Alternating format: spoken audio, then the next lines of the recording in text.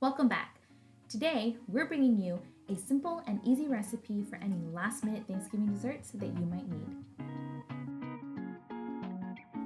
The ingredients you'll need for this recipe are 2 cups of chopped pecans, 3 eggs, 1 cup of dark corn syrup, half a cup of brown sugar, 1.5 teaspoons of vanilla extract, half a cup of unsalted butter, half a teaspoon of salt, half a teaspoon of ground cinnamon, and 1 unbaked 9-inch deep dish pie shell. The first thing you want to do is pour in your pecans into your pie shell and spread them out evenly. Then, in a separate bowl, whisk together your eggs, corn syrup, brown sugar, vanilla, melted butter, salt, and cinnamon.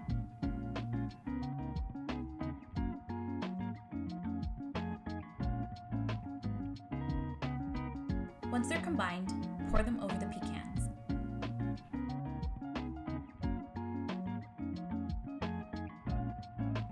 Bake the pie for 50 to 55 minutes.